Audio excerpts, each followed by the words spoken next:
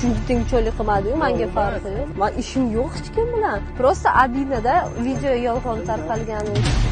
Ijtimoiy tarmoqlarda ichki ishlar organi xodimi voyaga yetmagan qizga nisbatan g'ayriqonuniy xatti-harakatlar sodir etdi degan katta ayblov bilan video xabarlar tarqalib, jamoatchilik orasida ko'plab muhokamalarga sabab bo'ldi. Прошу его наказать в полной мере,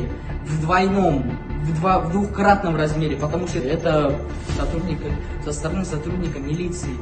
Mazkur holat dastlab rasmiy izohlandi va bu jamoatchilik orasida fikrlarning xilma-xilligini yuzaga keltirdi.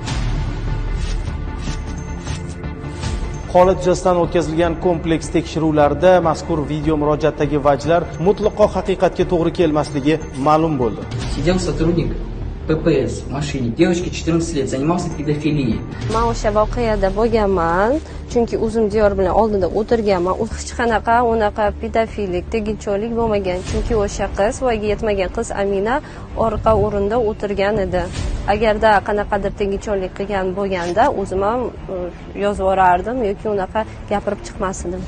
Aslida mazkur holatda hech kimga nisbatan hech qanday g'ayriqonuniy xatti-harakatlar sodir etilmagan. 27-aprel soat tungi 00:30 larda patrul post xizmati xodimiga avvaldan tanish bo'lgan 22 yoshli ayol tanishi unga qo'ng'iroq qilib, maslahatlashish zarurati tufayli uni chaqirgan. 27-aprel kuni tungi soat 12:30larda menga tanish bo'lgan ayol telefon qilib, maslahatlashishim bor dedi. Keyin chaqirdi, o'sha yerga bordim.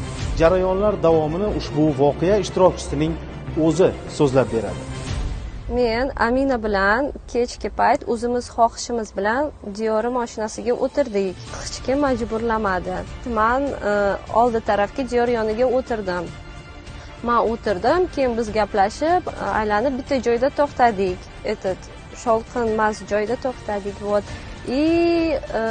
Amina degan qiz вообще orqa o'rinda o'tiruvdi.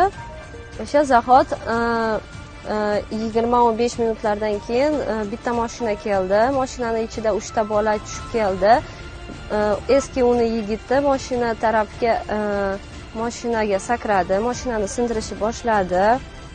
Keyin baqirib videoga ol, bitta bolaga aytdi, bitta bola videoga oldi.